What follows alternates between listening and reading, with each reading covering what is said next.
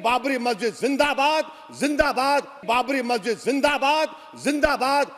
राम मंदिर धन्यवाद प्रस्ताव पर संसद में संग्राम। लोकसभा में मोदी सरकार पर बरसे ओवैसी।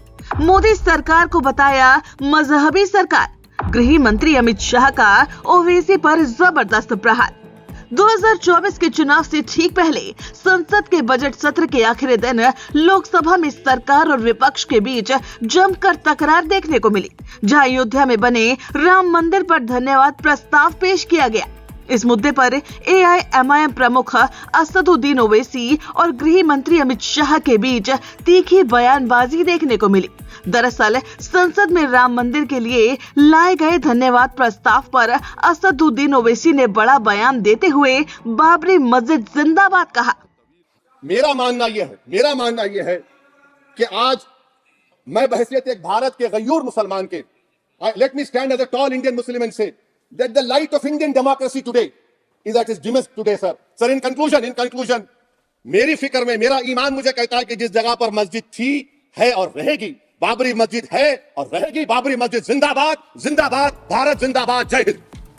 बाबरी मस्जिद पर हाल दिल बयां करने के साथ ही ओवैसी ने मोदी सरकार को भी घेरा और केंद्र सरकार को मजहबी सरकार बताते हुए उस पर कई सवाल दागे। तो मैं ये पूछना चाह रहा हूं कि क्या मोदी सरकार एक समुदाय, एक मजहब की सरकार है या पूरे देश के मजाहिब को मानने वालों की सरकार है? जिसको नहीं मानते उनकी सरकार है? हमको बता दीजिए, क्या मोदी सरकार सिर्फ एक फिक्र और नजरिया हिंदुत्व की सरकार है? क्या इस देश का, इस गवर्नमेंट ऑफ इंडिया का कोई मजहब है? इस वतन अजीज सबके मजहब को मानता है। सर, मेरा मानना है कि इस देश का कोई मजहब नहीं है। क्या यह सरकार 22 जनवरी का पैगाम देकर ये बताना चाहती है कि एक मजहब को दूसरे मजहब के मानने वालों पर गलबा और कामयाबी मिली? इसी के साथ साथ असदुद्दीन ओवैसी ने 6 दिसंबर की घटना का जिक्र करते हुए भी मोदी सरकार के राम मंदिर पर लाए प्रस्ताव की मुखालफत की है। 16 दिसंबर 1992 को इसी लोकसभा ने एक रेजोल्यूशन पास किया था। आप इजाजत दीजिए तो मैं पढ़ता हूं सर। दिस हाउस, अच्छा ये गुलाम नबी उस वक्त के मिनिस्टर थे, आज नहीं है, उनका नाम नहीं लेना चाह रहा था।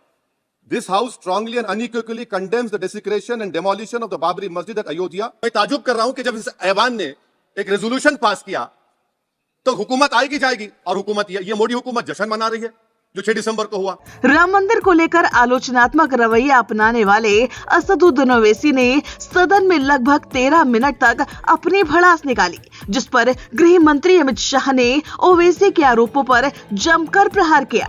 अमित शाह ने कहा कि राम मंदिर को किसी भी धर्म से जोड़ना गलत है, बल्कि ये देश के जनमानस के लिए अहम है। अमित शाह ने कहा कि 22 जनवरी ऐतिहासिक था और राम देश के जनमानस के लिए प्राण है। शाह ने कहा कि भारत की कल्पना राम के बिना नहीं की जा सकती। वहीं इस दौरान अमित शाह ने पूछा कि जब सुप्रीम कोर्ट के आदेश के बाद राम मंदिर बना है तो फिर सवाल क्यों खड़े हो रहे हैं? और इस तरह से शाह ने राम मंदिर पर अपने मन की बात रखी और ओवैसी पर कड़ा प्रहार किया।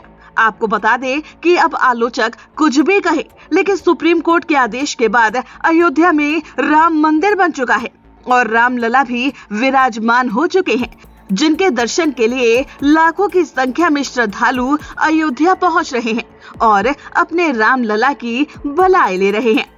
तो राम मंदिर पर लाए गए धन्यवाद प्रस्ताव पर ओवैसी और अमित शाह की तीखी बयानबाजी पर आपका क्या कुछ कहना है? हमें अपनी राय कमेंट करके जरूर बताएं और ऐसे ही तमाम वीडियोस को देखने के लिए आप बने रहिए हमारे साथ और हमारे चैनल को सब्सक्राइब करना बिल्कुल भी ना भूलें।